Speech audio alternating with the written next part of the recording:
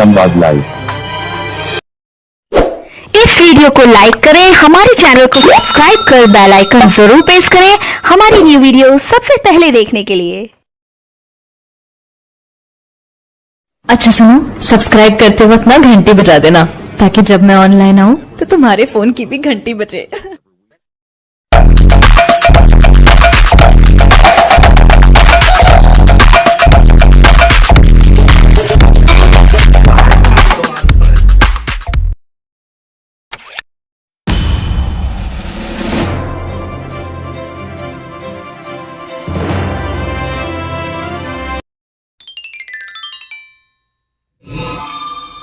सबसे पहले फर्स्ट में देखेंगे विकास की अवधारणा। विकास की प्रक्रिया में बालक का शारीरिक, क्रियात्मक, संज्ञानात्मक, भाषागत, संवेगात्मक एवं सामाजिक विकास होता है तथा विकास की प्रक्रिया में रुचियों, आदतों, दृष्टिकोणों, जीवन मूल्यों, स्वभाव, व्यक्तिगत व्यवहार का विकास भी शामिल होता है। विकास की अगर आप परिभाषा देखें तो जो सही परिभाषा है वो हमने ली है मुनरो के अनुसार। तो देखें मुनरो जी ने क्या कहा है कि विकास परिवर्तन श्रृंखला की वह अवस्था है जिसमें बच्चा भ्रूण अवस्था से लेकर प्रौढ़ावस्था तक गुजरता है, विकास कहलाता है। अर्थात कि विकास एक ऐसी प्रक्रिया है जिसके अंतर्गत कोई बालक अपने जीवन की जो पहली अवस्था है जो कि भ्रूणावस्था है वहां से लेकर और प्रौढ़ावस्था तक का जो सफर है वो तय करता है। यह पूरा जो क्या है विकास है। आगे देखते हैं, जान लेते हैं वृद्धि क्या है।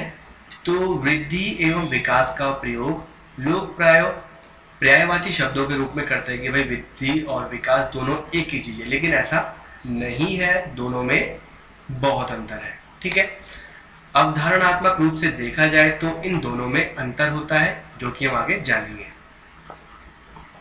तो आप देख सकते हैं वृद्धि और विकास में अंतर। तो देख लेते हैं वृद्धि और विकास में क्या अंतर होता है। वृद्धि शब्द का प्रयोग परिमाणात्मक परिवर्तन में होता है, जैसे बालक का बड़े होना। ठीक है, अब बड़े होने से क्या तात्पर्य होता है, जैसे बालक के आकार में वृद्धि होना, उसकी लंबाई बढ़ जाना, उसकी ऊंचाई बढ़ जाना, यही बालक का होता है परिमाणात्मक परिवर्तन जो कि वृद्धि के अंतर्गत आता है। इसी के अपोजिट अगर हम देखें विकास, तो विकास शब्द का जो प्रयोग है उसमें परिमाणात्मक के साथ साथ वृद्धि के परिमाणात्मक तो होगा ही होगा, साथ में व्यावहारिक परिवर्तनों को भी देखा जाता है। ठीक है, अब व्यावहारिक परिवर्तन क्या होते हैं, जैसे कार्य कुशलता, यानी कार्य करने में बच्चा कितना कुशल हो गया है। भाई धीरे धीरे समय लगता है हर चीज को सीखने में, इसीलिए कार्य कुशलता को देखा जाता है। कार्य क्षमता कि कितना कार्य वो कर सकता है, उसके व्यवहार में क्या सुधार हुआ है, अर्थात जो संपूर्ण ज्ञान है बालक के संबंध में वो हमें विकास से प्राप्त होता है, यह विकास के अंतर्गत आता है।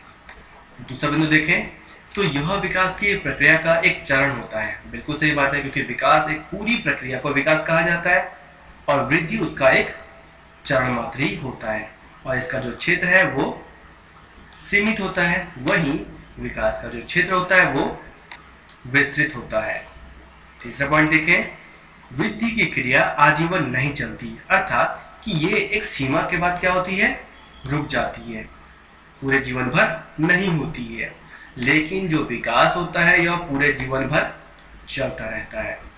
चौथा बिंदु है शारीरिक वृद्धि या शरीर वृद्धि होने का मतलब यह नहीं कि विकास भी हो रहा है। देखिए अगर बच्चा शारीरिक रूप से बहुत ही बड़ा हो रहा है, मतलब ठीक ठाक हो रहा है, उसका मतलब यह नहीं होगा कि उसका विकास भी हो रहा है, क्योंकि जरूरी नहीं है कि उसकी बुद्धि में भी परिवर्तन आया हो, बुद्धि बड़ी हो। ठीक है, शरीर का विशाल होने से ये तात्पर्य बिल्कुल नहीं होता है। ठीक है, लेकिन अगर हम कहें कि बच्चे में विकास हो रहा है तो विकास के लिए वृद्धि की आवश्यकता नहीं होती, लेकिन वृद्धि के लिए विकास की आवश्यकता होती है।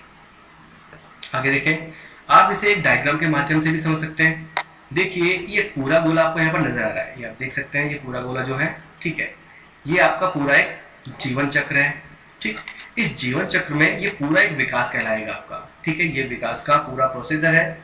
अब देखिए, इसी के अंतर्गत एक छोटा बिंदु हमने बनाया है जो कि वृद्धि का है, अर्थात वृद्धि का जो क्षेत्र है वो सीमित है और विकास का विस्तृत क्षेत्र है।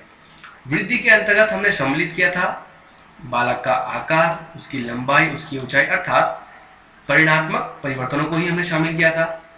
इसके अपोजिट विकास के अंतर्गत हमने क्या क्या लिया है, परिणात्मक परिवर्तन और व्यावहारिक परिवर्तन, जिसमें कि कार्यकुशलता, कार्यक्षमता और व्यवहार में सुधार, इन सभी को शामिल किया जाएगा। चौथा देखें, मानव विकास की अवस्थाएं। इसके अंतर्गत पहले हम देख लेते हैं मानव विकास के सिद्धांत। तो मानव विकास के 3 सिद्धांत जो है वो बहुत ही प्रचलित है, फेमस है। ठीक है, जिनमें से पहला है मनोविश्लेषणात्मक सिद्धांत। ये जो सिद्धांत है ये दिया था एरिक एच एरिक्सन ने। तो भाई सिद्धांत के अंतर्गत जो मुख्य बातें हैं वो हमने यहाँ पर लिखी है। तो देखें, यह सिद्धांत संपूर्णता तथा संगठन पर बल देता है। जीवन में विकास का एक क्रम होता है, यानी कि विकास जो है वो स्टेप बाय स्टेप ही होगा।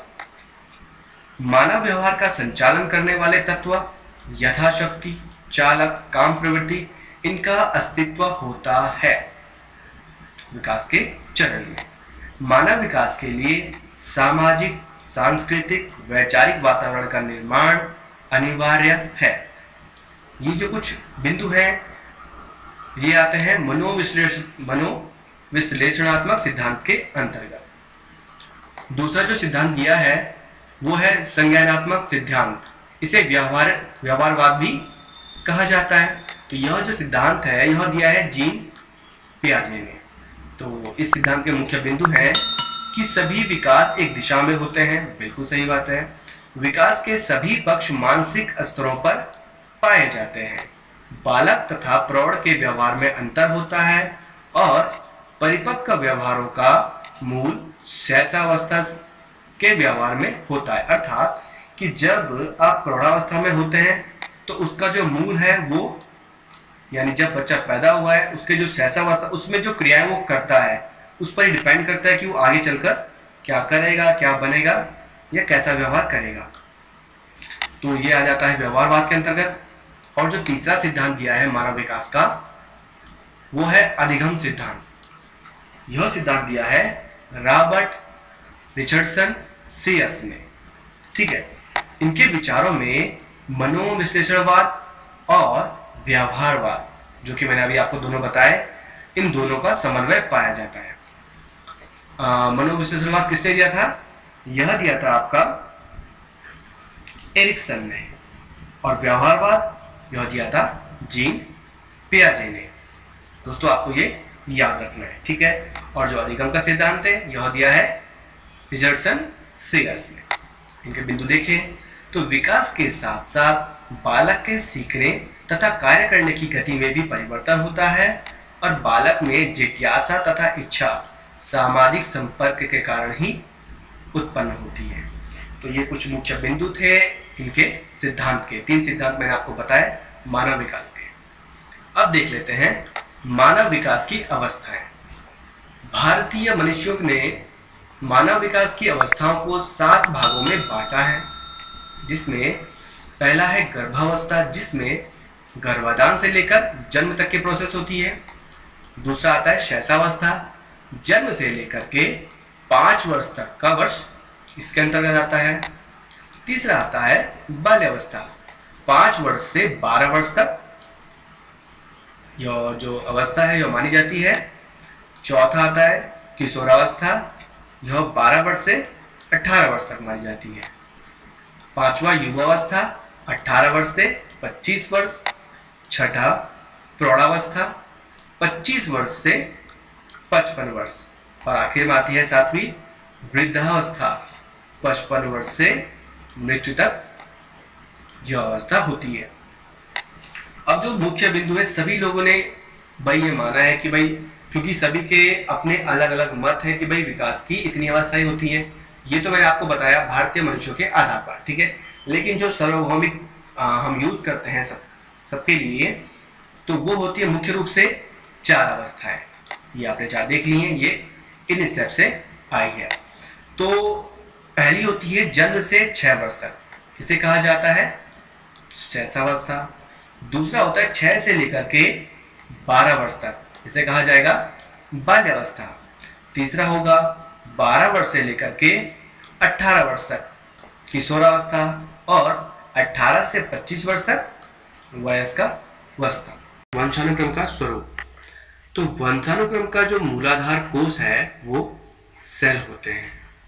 जिस प्रकार एक एक ईंटों को चुनकर इमारत बनती है, ठीक उसी प्रकार से कोषों के द्वारा मानव शरीर का जो निर्माण होता है। कोष के केंद्र में गुणसूत्र होते हैं जिनकी संख्या 23-23 होती है, अर्थात स्त्री व पुरुष में 23-23 गुणसूत्र होते हैं। दोनों को मिलाकर 46 गुणसूत्र पाए जाते हैं।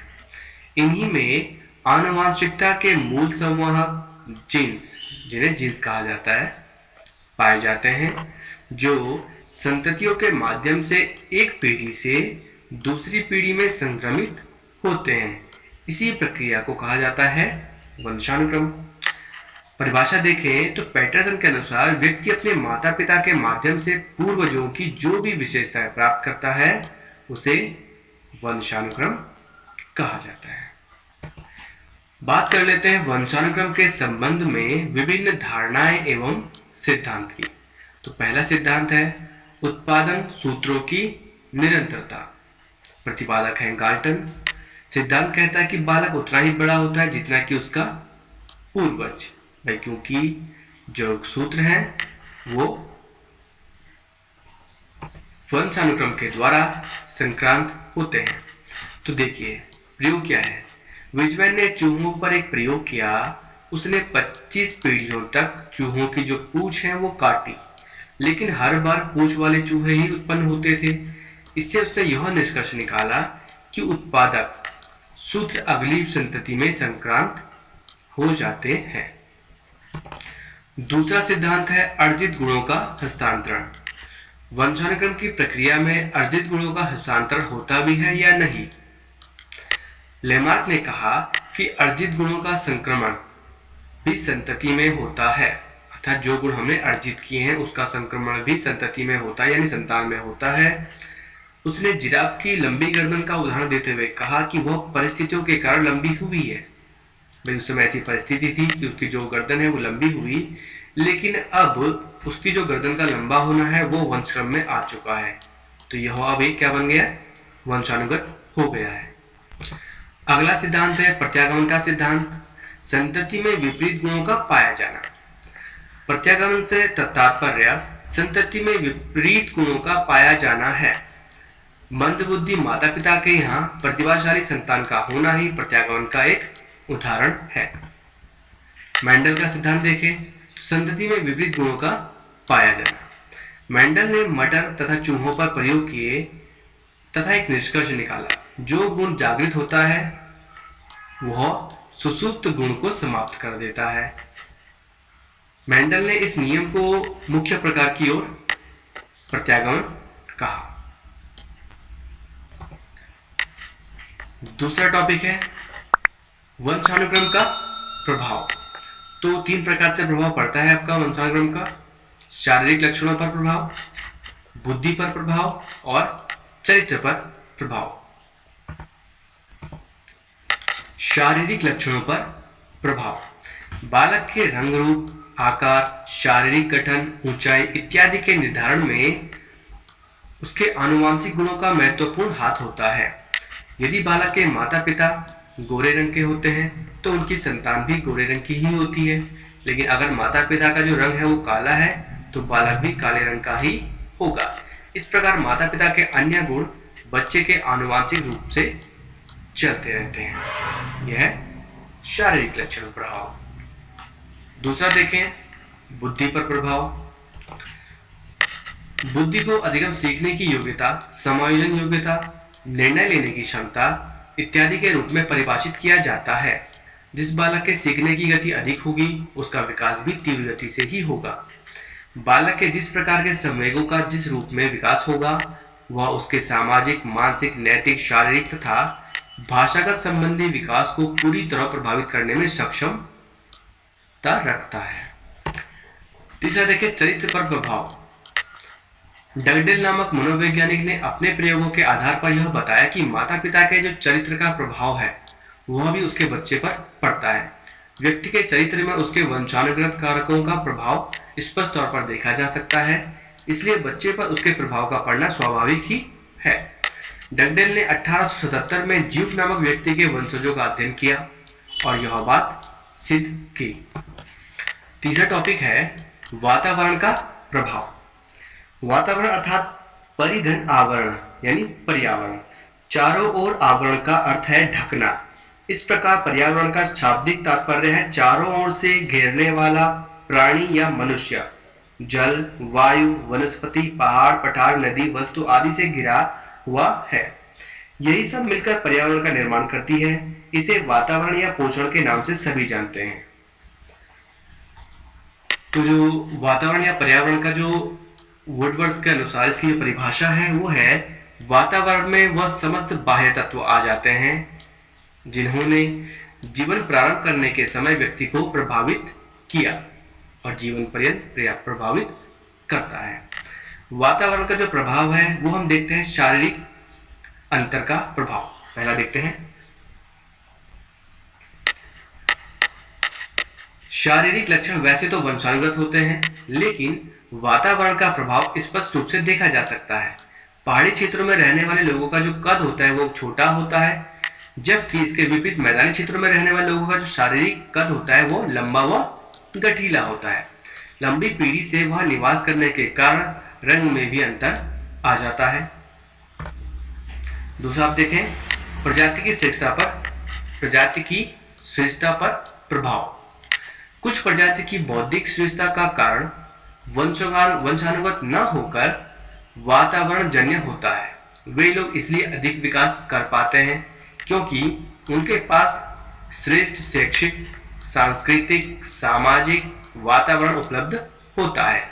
यदि एक महान व्यक्ति के पुत्र को ऐसी जगह पर छोड़ दिया जाए जहां वातावरण अच्छा ना हो, तो उसका अपने पिता की तरह महान बनना संभव नहीं होगा। तीसरा देख लेते हैं व्यक्तित्व पर प्रभाव। व्यक्ति के निर्माण में वंशानुक्रम की अपेक्षा वातावरण का अधिक प्रभाव पड़ता है। कोई भी व्यक्ति उपयुक्त वातावरण में रहकर अपने व्यक्तित्व का निर्माण करके महान बन सकता है। ऐसे कई उदाहरण हमारे आसपास देखने को मिलते हैं, जिनमें निर्धन परिवारों में जन्मे व्यक्ति भी अपने परिश्रम एवं लगन से श्रेष्ठ सफलताएं प्राप्त करने में सक्षम हो जाते हैं। इस बात को साबित करने के लिए न्यूमैन, फ्रीमैन और होलरजिंगर ने इस बात को साबित करने के लिए 20 जोड़े जुड़वा बच्चों को अलग अलग वातावरण में रखकर उनका अध्ययन किया। उन्होंने एक जोड़े के बच्चे को गांव के फर्म और दूसरे को नगर में रखा। बड़े होने पर दोनों बच्चों में पर्याप्त अंतर पाया गया। फर्म का जो बच्चा था वो अशिष्ट, चिंताग्रस्त और बुद्धिमान था। उसके विपरीत नगर का बच्चा शिष्ट, चिंतामुक्त और अधिक बुद्धिमान था। चौथा है मानसिक विकास पर प्रभाव। गॉर्डन नामक मनोवैज्ञानिक का मत है कि उचित सामाजिक और सांस्कृतिक वातावरण न मिलने पर मानसिक विकास की गति धीमी हो जाती है। उसने यह बात नदियों के किनारे रहने वाले बच्चों का अध्ययन करके सिद्ध की। इन बच्चों का वातावरण गंदा और समाज के अच्छे प्रभावों से दूर था। अध्ययन में पाया गया कि गंदे एवं समाज के अच्छे प्रभावों को से दूर रहने के कारण बच्चों के मानसिक विकास पर भी प्रतिकूल असर पड़ा। हमारा अंतिम बिंदु है शिक्षा में वंशानुक्रम तथा वातावरण का महत्व। बालक क्या है, वह क्या कर सकता है? इन प्रश्नों का उत्तर वंशानुक्रम और वातावरण में निहित है। बालक अपने आप कुछ नहीं है, वरन वह वंशानुक्रम तथा वातावरण का उत्पादक है। शारीरिक विकास, मानसिक विकास, सामाजिक विकास पर दोनों का प्रभाव पड़ता है।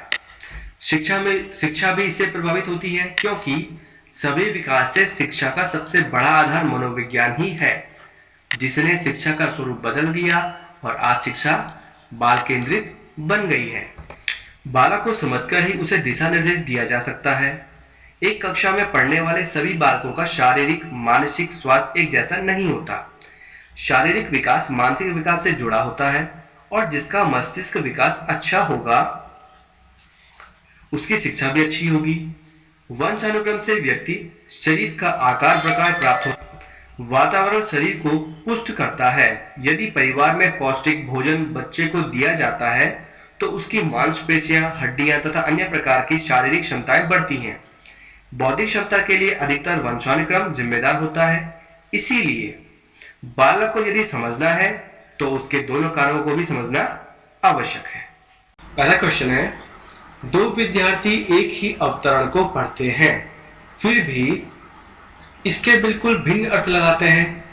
उनके बारे में निम्नलिखित में से क्या सत्य है?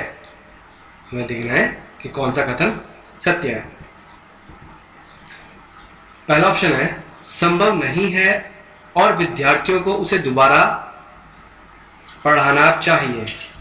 दूसरा है संभव है क्योंकि शिक्षक ने अवतरण को समझाया नहीं है। तीसरा ऑप्शन है संभव है क्योंकि व्यक्ति के अधिगम को विविध कारण विभिन्न विधियों से प्रभावित करते हैं। और चौथा है संभव नहीं है क्योंकि अधिगम का आशय अर्थ लगाना नहीं है। तो दोस्तों इसका जो राइट आंसर है वो है तीसरा, संभव है क्योंकि व्यक्ति के अधिगम को विविध कारण विभिन्न कारणों से प्रभावित करते हैं। प्रश्न नंबर दूसरा है, राष्ट्रीय पाठ्यचर्या की रूपरेखा 2005 के अनुसार अधिगम अपने स्वभाव में है। ऑप्शंस है,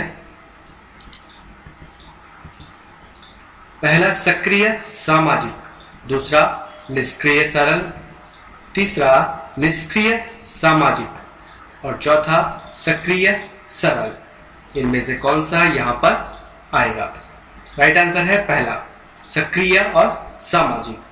तो हमारा जो क्वेश्चन ये हो जाएगा, राष्ट्रीय पाठ्यचर्या की रूपरेखा 2005 के अनुसार अधिगम अपने स्वभाव में सक्रिय और सामाजिक है। क्वेश्चन नंबर तीसरा है, विद्यार्थियों को स्वतंत्र रूप से चिंतन करने तथा प्रभावी शिक्षार्थी बनने में सक्षम बनाने हेतु शिक्षक के लिए क्या महत्वपूर्ण है? ऑप्शंस हैं, विद्यार्थियों के द्वारा प्राप्त की गई प्रत्येक सफलता के लिए उन्हें पुरस्कार देना चाहिए। विद्यार्थियों को सिखाना कि किस प्रकार से अपने अधिगम का अनुवीक्षण करें। तीसरा, छोटी छोटी इकाइयों या खंडों में जानकारी प्रदान करना। या चौथा, एक संगठित तरीके से जानकारी को प्रस्तुत करना ताकि पुनः स्मरण करने में सरल हो। राइट आंसर है दूसरा, अर्थात विद्यार्थियों को सिखाना कि किस प्रकार से अपने अधिगम का अनुवीक्षण करें। प्रव्यास्मरण, रटना और समझना, ड्रिल और अभ्यास, या पूछना, तर्क करना और निर्णय लेना। तो जो सही ऑप्शन होगा, जो सही आंसर होगा वो है चौथा, पूछना, तर्क करना और निर्णय लेना। इसी के द्वारा ही जो विद्यार्थी हैं वो समस्या समाधान सीख पाएंगे या कर पाएंगे। क्वेश्चन नंबर 5, कक्षा कक्ष पहुंचने वाली बच्चों की भोली अवधारणाओं को जानना। ऑप्शन देखें, शिक्षक के हौसले को पस्त कर देता है क्योंकि इससे उसका कार्यभार बढ़ता है। दूसरा, शिक्षक के किसी उद्देश्य की पूर्ति नहीं करता। तीसरा, शिक्षक के लिए अपने शिक्षण को अधिक सार्थक बनाने की योजना बनाने में सहायक होता है। या चौथा, शिक्षक की योजना और शिक्षण में रुकावट बनता है। राइट आंसर है तीसरा, शिक्षक के लिए अपने शिक्षण को अधिक सार्थक बनाने की योजना बनाने में सहायक होता है। क्वेश्चन नंबर 6 है, निम्नलिखित में से कौन से तत्व अधिगम को प्रभावित करते हैं? ऑप्शंस, शिक्षार्थी का उत्प्रेरण, दूसरा है शिक्षार्थी की परिपक्वता, तीसरा है शिक्षण युक्तियां, चौथा है शिक्षार्थी का शारीरिक और संवेगात्मक स्वास्थ्य। यह चारों सही है, पहला दूसरा सही है, पहला तीसरा सही है, या पहला, दूसरा, तीसरा सही है। तो इसका जो राइट आंसर है वो है ए। पहला, दूसरा, तीसरा और चौथा चारों सही है। अधिगम को प्रभावित करने वाले ये सभी तत्व हैं जो कि इसमें शामिल है। क्वेश्चन नंबर 7 है, सार्थक अधिगम है उद्दीपक तथा उत्तर के बीच युग्मन तथा सहचर्य। दूसरा, वयस्कों और अधिक सक्षम साथियों का अनुकरण। तीसरा, दी गई सूचना का निष्क्रिय ग्रहण। चौथा, निजी अनुभवों से ज्ञान की संरचनाओं का सक्रिय निर्माण। बात कर रहे हैं सार्थक अधिगम की। इसका राइट आंसर होगा 4, निजी अनुभवों से ज्ञान की संरचनाओं का सक्रिय निर्माण। क्वेश्चन नंबर 8, विद्यार्थियों के प्रभावशाली अधिगम के लिए निम्नलिखित में से कौन सा शिक्षक के प्रारंभिक कार्यों में से एक नहीं है? ऑप्शन देख लें। विद्यार्थियों को उपदेशात्मक विधि से सूचना प्रदान करना। ऑप्शन बी, विद्यार्थियों की उन धारणाओं को जानना जिन्हें लेकर वे कक्षा में आते हैं। ऑप्शन तीसरा है, विद्यार्थियों के उच्चतर स्तर के प्रश्नों के उत्तर की अपेक्षा करना। या 4, बच्चों को यह सिखाना कि वे अपने अधिगम प्रयासों को कैसे देखें और सुधार कर सकते हैं। तो इसका जो राइट आंसर है वो है पहला, विद्यार्थियों को उपदेशात्मक विधि से सूचना प्रदान करना।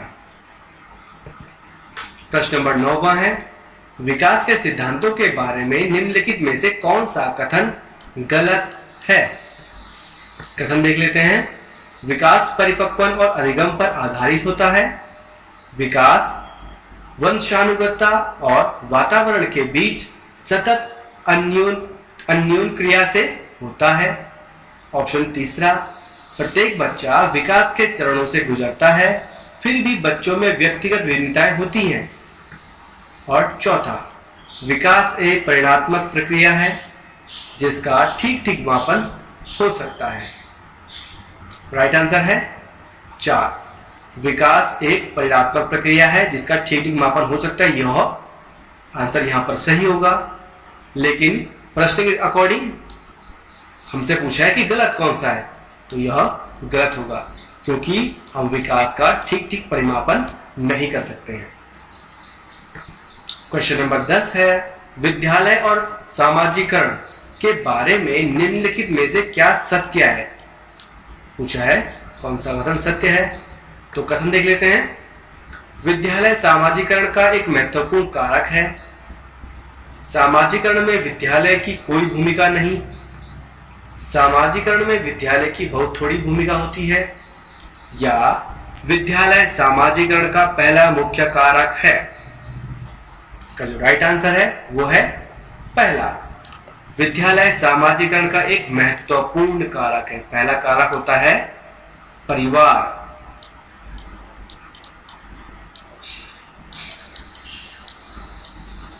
हमारा आस पड़ोस। अगला प्रश्न देखते हैं, प्रश्न नंबर 11, डैश डैश की विशिष्ट अन्योन क्रिया का परिणाम विकास के विविध मार्गों और निष्कर्षों के रूप में हो सकता है। ऑप्शन देखें।